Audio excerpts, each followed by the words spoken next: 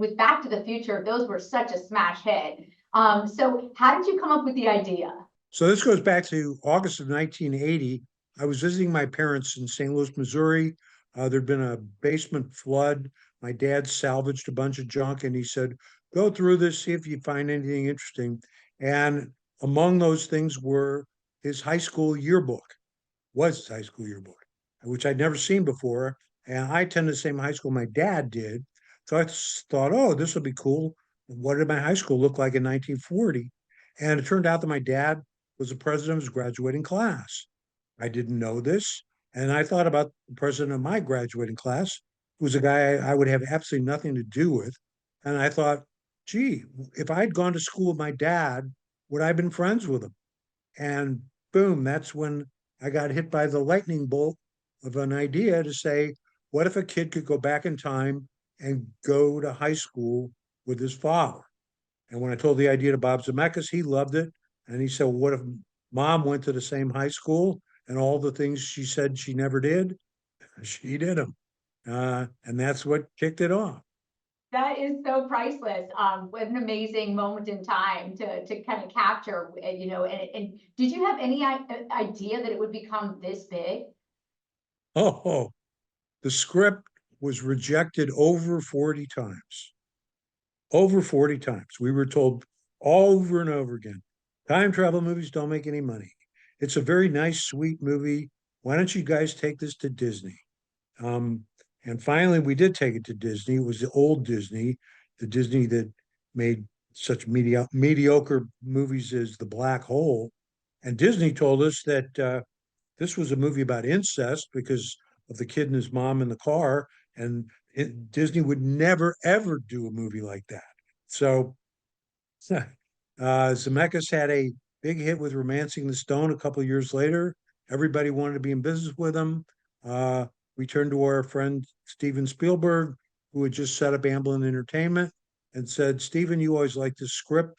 Why don't we do it with Amblin? And there it was.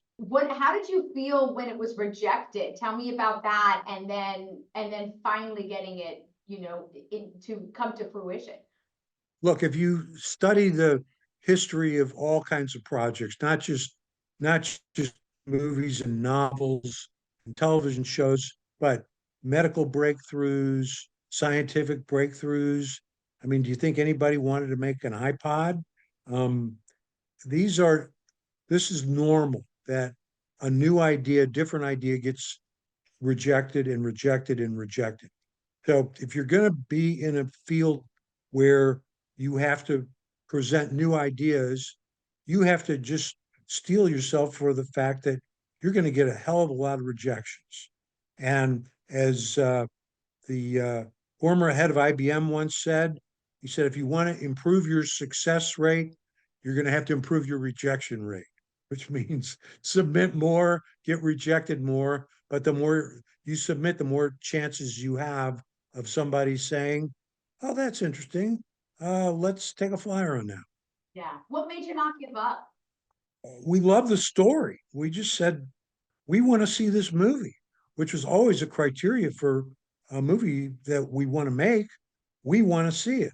We didn't think anything like it had ever been done before, and it hadn't really, which is one of the reasons it got rejected because nobody could say, well, this is just another version of such and such. Because let's face it, Hollywood isn't the most well-known place for, startling originality sometimes. So do we think that the movie was going to be a hit? We had no idea. Although once Michael J. Fox was in the movie and we were filming at Whittier High School, that's where we did all the high school scenes.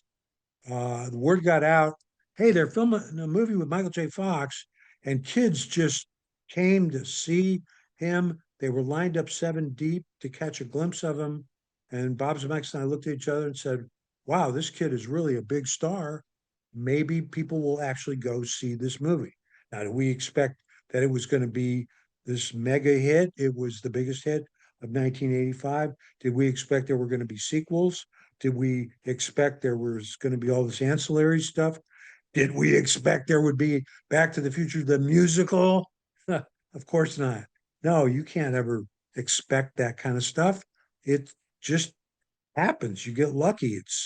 There's sometimes it's because it's really good, sometimes, but a lot of times it's randomness. It's the right thing at the right time. You got the right people in it. The planets just kind of line up and you get really, really lucky. And we got really, really lucky. Well, and you had a fantastic idea, and that's why it did so well. And tell me about now the musical aspect. I mean, what's it been like for you to collaborate on that? Because it's such a different type of medium. Well, the thing is that people were always asking, why don't you guys do Back to the Future Part 4? Why don't you guys do a prequel? Why don't you do a spinoff? And we always say no. First of all, we can't do a part 4 because who wants to see a Back to the Future movie without Michael J. Fox? Answer, no one. So that was not going to happen. But we realized that when people were saying that they wanted to see more Back to the Future, what they really were saying is I want to feel as good as I felt the first time I saw Back to the Future. And Bob Zemeckis' wife saw the producers on Broadway in 2005, which is an excellent, excellent adaptation.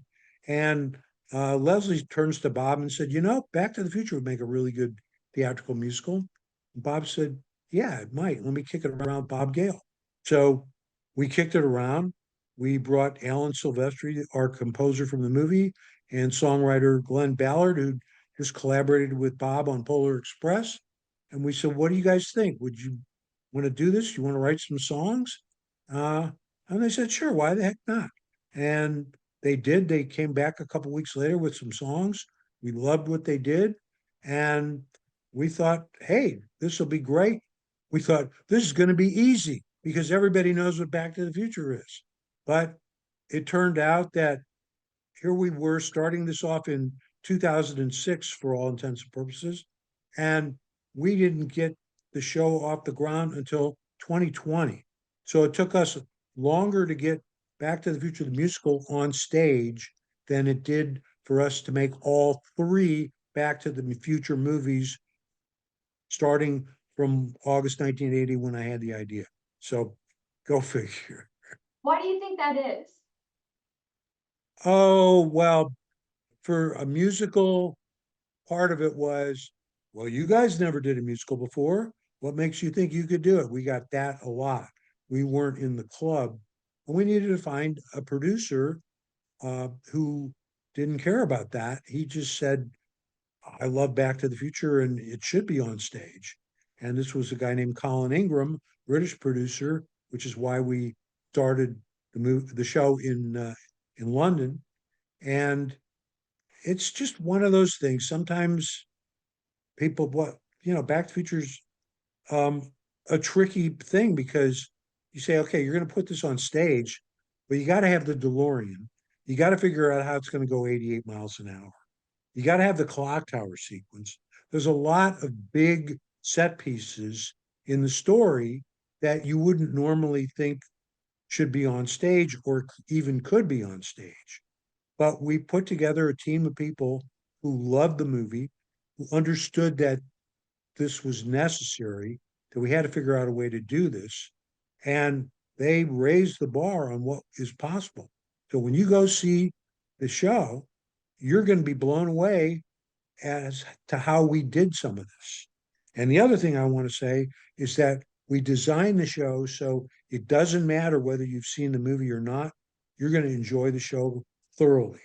If you've seen the movie, you might enjoy it a little bit more. On the other hand, we've had people tell us that they like the musical better than they like the movie. And my my part of this, my involvement in this is to ensure that nobody's going to walk out of this saying, oh my God, they ruined my childhood. This movie that I loved, they completely messed it up for the stage. No, no, no. That's not the case. We've had so many people say, I was afraid to go see it because I love the movie so much. And then they come out of the theater and say, oh my God, it's so good. It really does capture the spirit and the excitement of Back to the Future. And they go back and they see it a couple more times. Oh, I love hearing you say all that. That's wonderful. And final question is just, obviously you opened it you said in England, correct? Yes, And then it's had a couple years now in the US. How's it been in terms of the, you know, the reception, the amount of people who've been coming? Obviously, you're coming to the we peak. had we had 18 or 19 great months on Broadway. The tour, the North American tour, has been renewed for its second year. So that's exciting that we're going to be playing all the way through 2026. We just opened the show, wait for it, in Tokyo in Japanese. I was there.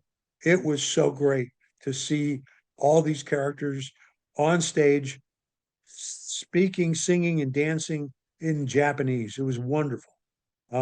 We've got an Australian production that's going to happen in October. We've got a version for Royal Caribbean Cruises that's going to happen at around the end of August.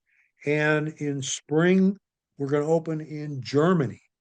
And no end in sight. We're talking to some other countries and territories, and we'll probably have a British tour. We're still playing. We're about to start our fifth year in London. So we're not going away. Wow, this is so wonderful. Bob, thank you so much. I just really appreciate you speaking to us. And it's as someone who loves musical theater and has been singing and doing stuff all my life with that too. It's just been an honor to speak with you. I appreciate that. Thank you very much. I think you'll see that we have honored many of the great traditions of classic musical theater in this, because that's the kind of musical theater that Bob Zemeckis and I grew up on, and our director, John Rando, it's his specialty. So we really wanted to kind of take the institution of classic musical theater and put some updated clothes on it, but at its core, it's classic musical theater.